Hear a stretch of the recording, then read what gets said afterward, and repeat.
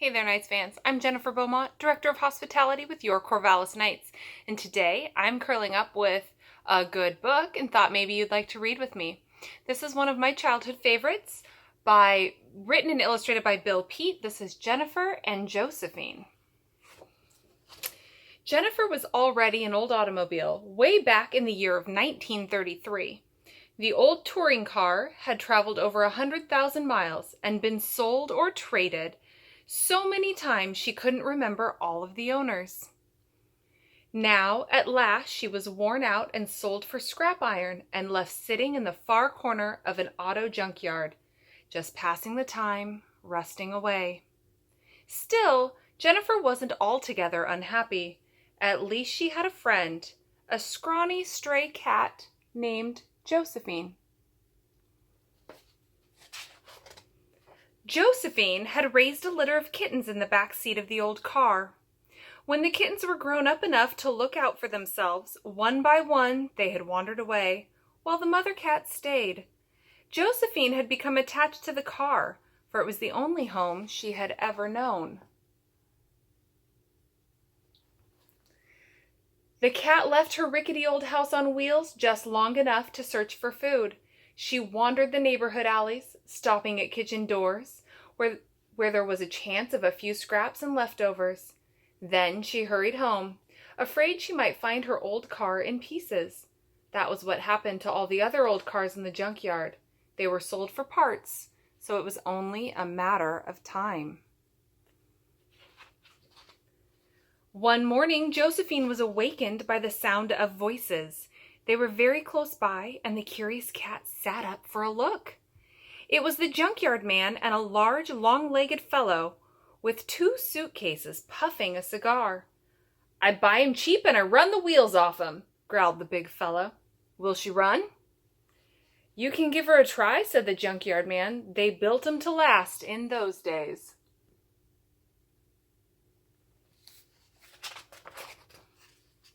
The fellow sat down heavily behind the steering wheel, then jammed a big foot on the starter. There was a roar, and then a sputter, sput, sput, ending with a cough. "Try her again," said the junkyard man. "She'll run." Once more, the big foot jammed on the starter, and once more there was a roar, and a sputter, sput, sput. Suddenly, the old car's motor came to life with a mighty roar. Josephine was so startled, she leaped out the back seat and over the fence. It was a big surprise to Jennifer, too. She never dreamed that her rusty old motor would ever run again. "If you'll take her," said the junkyard man, "I'll throw in a set of good tires at the very same price." "It's a deal," growled the big fellow. "If you can change 'em in a hurry, I've got places to go."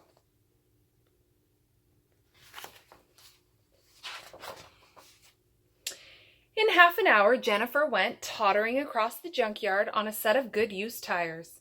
As the old car reached the gate and was about to head out into the street, Josephine decided she was going too. And she shot across the junkyard like a streak, leaped onto a rear fender, and slipped quietly into the back seat.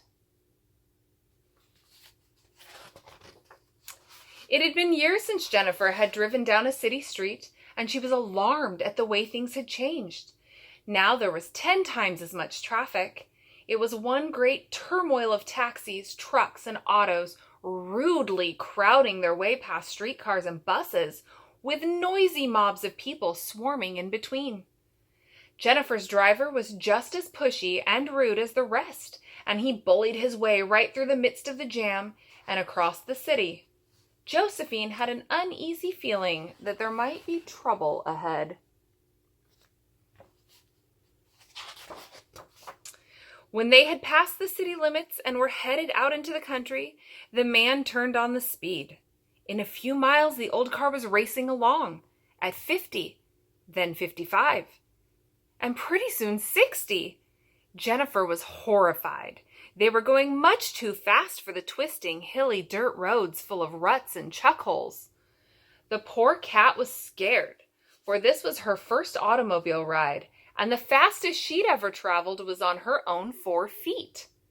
and both the car and the cat were relieved when at last they pulled into a small town.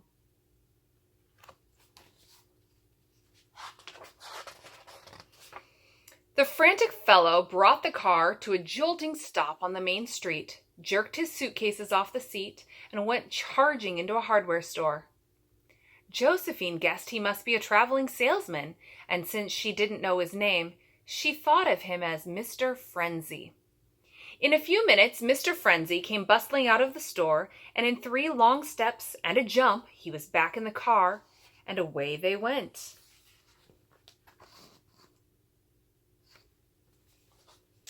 As they left the small town and were just beginning to pick up speed, they were caught behind a huge trailer truck with a heavy load creeping up a steep hill at 2 miles an hour.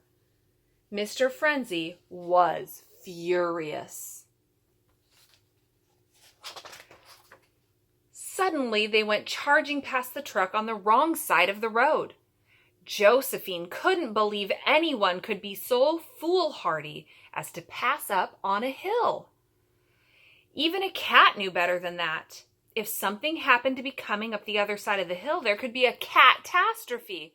And sure enough, something was coming.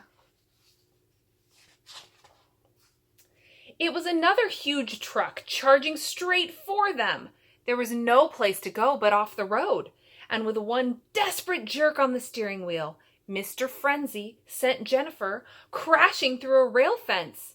Then she went careening across a field out of control. The old car ripped through a haystack, sideswiped a henhouse, plowed through a pumpkin patch, uprooted a scarecrow, crashed through another fence, then bounced back onto the road with a bam as her right rear tire blew out.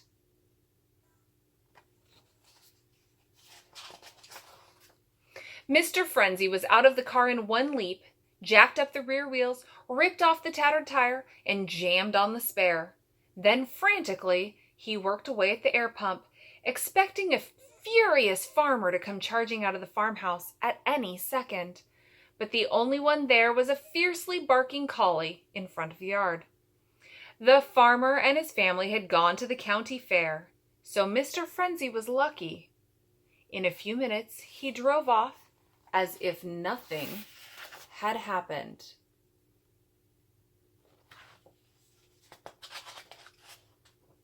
Josephine thought surely the fellow would slow down after such a close call with the truck. However, she was mistaken. Pretty soon, they were racing a fast freight train, and on ahead, the road took a sharp turn over the railroad crossing. The engineer warned the car to stop with a shrieking blast on the whistle. But there was no stopping Mr. Frenzy. He was in too big a hurry to wait for a long freight train to pass, and kept the old car racing ahead at top speed. As they swerved wildly around the turn toward the crossing, the terrified cat was nearly thrown out. She barely managed to hang on by her claws, while Jennifer went humpity-bump over the tracks. One jump ahead of the engine's cowcatcher. Surely a scare that should bring the man to his senses, sighed Josephine as she flopped onto the car seat. However, the poor cat knew better.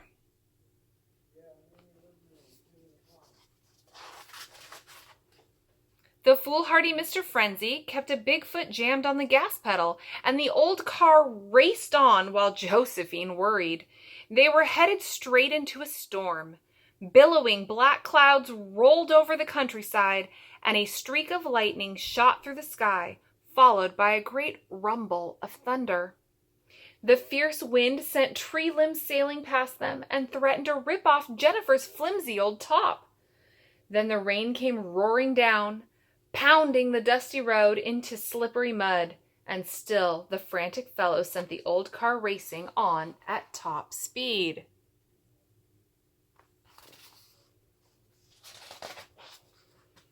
As night came on, Mr. Frenzy wheeled the old car into a service station at a crossroad. She was nearly out of gas, After the tank was filled and he'd paid the attendant, Mr. Frenzy asked, "How's the road in Martinstown?" "Hilly as a camel's back and all mud," warned the man. "If you try that road tonight, you're taking an awful chance."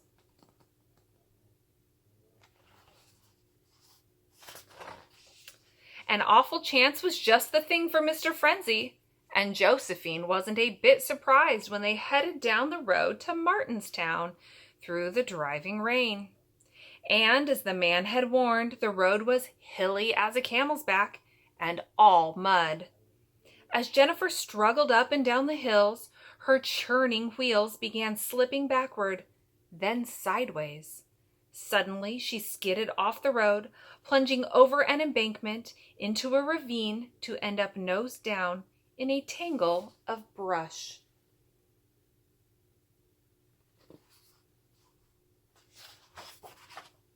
Still, there was no stopping Mr. Frenzy. He pulled off his shoes and socks, rolled up his pant legs, jerked the suitcases off the seat, leaped up the embankment, and went sloshing away through the mud toward Martinstown. Josephine was left crouched in a corner on the back seat, where she remained while the rain kept roaring down without a let-up.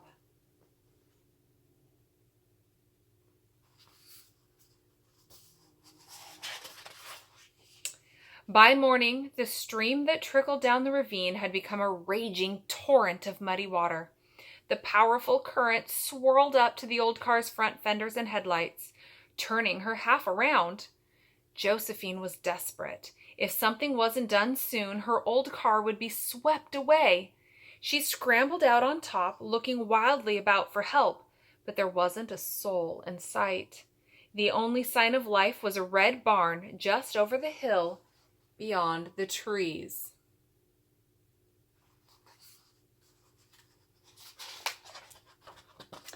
In one leap, Josephine took off across the woods straight for the barn. She hoped someone was there who could help.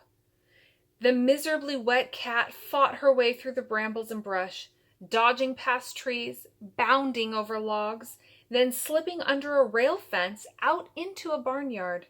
At first glance, the place seemed deserted. Then, as she approached, she discovered someone.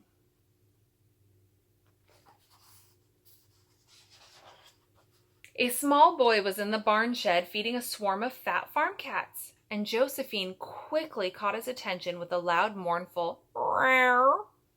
"Here, cat," he called, "come in out of the rain and have some breakfast." Josephine replied with another mournful "Meow," and headed back for the woods. "I'll bet she's got a batch of kittens out there," thought the boy, and he left the other cats to go splashing across the yard.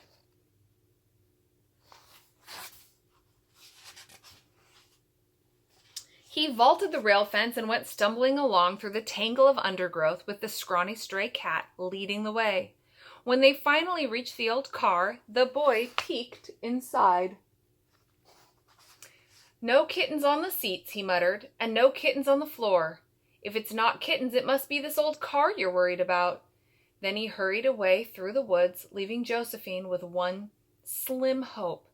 She knew that most small boys loved old automobiles. Sure enough, the boy did love old automobiles, and to Josephine's joy, he returned with his father and a team of horses. They chained the team to the car's rear bumper, and after a bit of a struggle, hauled her out of the ravine and back onto the road. Then, with the horses hitched to the front bumper, they headed back to the farm. "Can we keep it?" asked the boy, who was riding one of the horses. "It's not ours," said the father. "We'll store it in the barn shed until the owner shows up."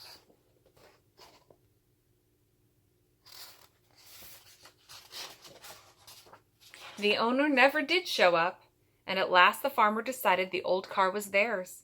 "She still runs pretty good," he said to his son, "so we might as well drive her into town now and then." The fellow was a slow, careful driver, never going more than 20 miles an hour, which is just about Jennifer's favorite speed. And Josephine always went along, either riding in the back seat or on the top.